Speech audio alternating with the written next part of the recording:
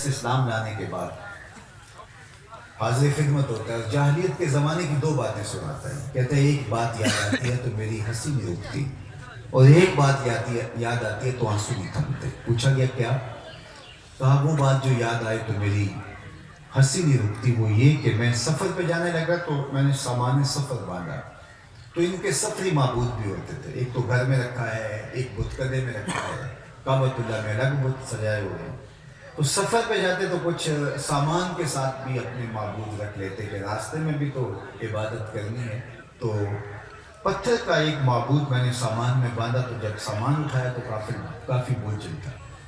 تو میں نے اس بت کو جو پتھر کا بنا ہوا تھا نکال کے باہر رکھ دیا اور آٹا گوندھ کر کے اس کا ایک ہلکا پھلکا بت تیار کر دیا اور دھوپ میں رکھ کے خشک بھی کر دیا اور اس کو سامان میں رکھ دیا. راستے میں پوجا پاٹ بھی چلتی رہی. جو میرا سفر تھا تو شاید سفر بھی اس کے حساب سے میں نے لیا تھا، لیکن اندازے سے سفر تھوڑا آگے نکل گیا تو شاید سفر ختم ہو گیا. تو ایک آدھ دن تو میں نے بھوک گوارا کی، لیکن جب انتڑیوں میں بل پڑنے لگے مجبور ہو گیا تو میں نے سامان میں ہاتھ ڈال کر کے اپنے معبود کو نکالا اور پتھر پہ رکھ کے اس کو کوٹا، پھر اس میں پانی ڈالا، پھر اس کی روٹی پکائی، پھر اس کو کھاتے ہوئے کہا میرے خدا اب کام نہیں آئے گا تو کب آئے گا، اب تو بھوک سے میری جان نکل گئی. کہا یہ بات جاہلیت کے زمانے کی مجھے یاد آتی ہے تو میری ہنسی نہیں رکتی. کیسا بے بس معبود تھا جو اپنے پجاری سے اپنا تشخص بھی نہ بچا سکا. یہ بھی نہیں کہہ سکتا تھا آخر میں تیرا خدا رہا ہوں، میں تیرا معبود رہا ہوں، تو مجھے پوچھتا رہا ہے، اب تو مجھے توڑ توڑ کے دانتوں تلے دبائے گا، پھر تاریخ میدے میں پھینک دے گا، پھر گندگی کے ڈھیر پہ ڈال آئے گا، میرے پہ ترس کر آخر میں تیرا معبود رہا. تو اس کی بے بسی یاد آتی ہے تو میری ہنسی نہیں رکتی، اور وہ بات جو مجھے یاد آتی ہے تو میرے آنسو نہیں تھمتے. وہ یہ کہ میں ایک لمبے سفر پہ کئی سالوں کے لیے جانا تھا اور میری بیوی امید سے تھی. واپس جب پلٹا تو میرے آنگن میں ایک بیٹی کھیل رہی تھی. تو میری بیوی نے اس ڈر سے کہ بیٹی کو زندہ درگور نہ کر دے تو اس نے اس کے توتلے لہجے میں میرے لیے محبت بھرے کلمات رکھ دیے تھے. اور جو ہی میں گھر میں داخل ہوا تو دوڑ کے یا ابتا ہو کہتے ہوئے میری ٹانگوں سے لپٹ گئی اور مجھ سے میٹھی میٹھی باتیں کرنے لگی. میں بہت غصے سے اپنی بیوی کی جانب گھور کے دیکھا اور کہا ایک تو تو نے بیٹی جنم دی اور دوسرا اس کو باتیں سکھائی ہیں. لیکن بیٹی کا لہجہ اتنا دل آویز تھا کہ اگر میرے سینے میں پتھر بھی ہوتا تو پگھل جاتا. لیکن میں اس ظالمانہ سماج کی جھوٹی رسموں کا جکڑا ہوا شخص تھا. میں نے فیصلہ کر لیا کہ اس کو زندہ درگور کر دوں گا اور اس کو باہر لے گیا اور اس کے لیے گڑا کھودنے لگا. یہ لمحہ دردناک تھا لیکن میں شفاف اتنا تھا کہ یہ اثر پھر بھی میرے اوپر نہ ہوا. وہ یہ کہ جب گڑا کھودتے ہوئے میں پسینے میں شرابور ہونے لگا تو وہ میری معصوم سی ننھی سی پریا، وہ چھوٹی سی بیٹی آگے بڑھی اور اپنے دوپٹے کے کونے سے میرے ماتھے کا پسینہ پوچھنے لگی. لیکن میں پھر بھی گڑا کھودتا رہا. خیر گڑا مکمل ہوا، میں باہر آیا تو اس کے چہرے پہ طمانینت آ گئی کہ میرے باپ کی مشقت ختم ہو گئی.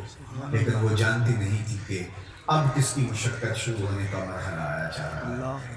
میں نے اس کو دھکا دے دیا، اوپر سے ریت ڈالنے لگا. پہلے تو اس کو کھیل سمجھتی رہی، لیکن جب اس کی سانسیں دبنے لگی تو پھر اس نے معصوم سے ننھے ہاتھ جوڑ کر کے مجھ سے زندگی کی بھیک مانگنا شروع کی. اس کے آنسو اس ریت میں جذب ہو گئے، اس کی سسکیاں اس ریت میں جذب ہو گئیں، اس کی چیخیں اسی ریت میں جذب ہو گئیں.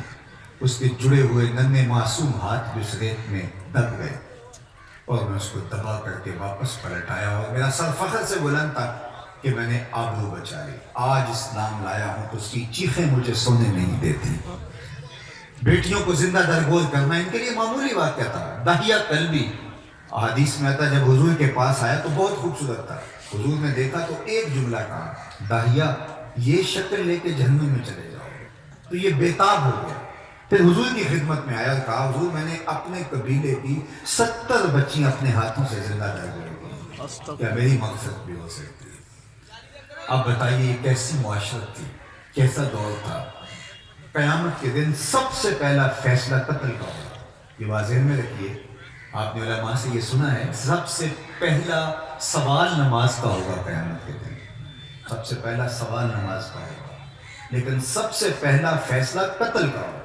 دوسرے لفظوں میں یوں کہہ لیجئے، سب سے پہلے سوال حقوق اللہ میں سب سے پہلے نماز کا ہوگا، اور حقوق العباد کے اندر سب سے پہلے سوال جو ہے وہ قتل کا ہوگا. جس نے کسی ایک انسان کے قتل میں ایک آدھے جملے سے بھی مدد کی، حدیث پاک میں آتا ہے قیامت کے دن اس کی دو آنکھوں کے درمیان لکھا ہوگا کہ یہ شخص اللہ کی رحمت سے مایوس ہے.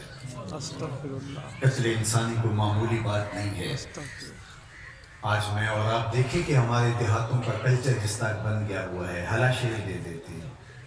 آدھے جملے سے بھی مدد کی تو کہاں قیامت کے دن دو آنکھوں کے درمیان لکھا جو جائے گا کہ یہ اللہ کی رحمت سے مایوس شخص ہے.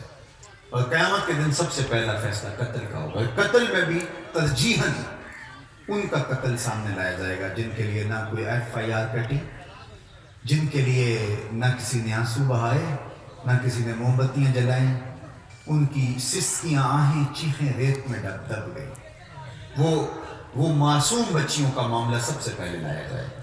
قرآن پڑھیے، وَإِذَا الْمَوْءُودَةُ سُئِلَتْ بِأَيِّ ذَنبٍ قُتِلَتْ. قیامت کے دن اللہ ان بچیوں کو اٹھائے گا، کٹہرے میں کھڑا کرے گا ان کے ظالم باپوں کو، اور پوچھا جائے گا بِأَيِّ ذَنبٍ قُتِلَتْ، ان کا کیا جرم تھا کہ انہیں قتل کیا گیا. اب ان کے ظالم باپ کٹہرے میں کھڑے ہیں، محرکات جرم مجرم سے پوچھے جاتے ہیں. تو مجرم تو کھڑے دنیا کی عدالتوں میں یہی ہوتا ہے، لیکن ان سے کیوں نہیں پوچھا جا رہا؟ بچوں کو تو پتہ ہی نہیں ہمیں قتل کیوں کیا گیا. آنکھ کھلنے نہیں پائی تھی کہ بند کر دی گئی، شعور سنبھلنے نہیں پایا تھا زندگی نوچ لی گئی، زبان بولنے نہیں پائی تھی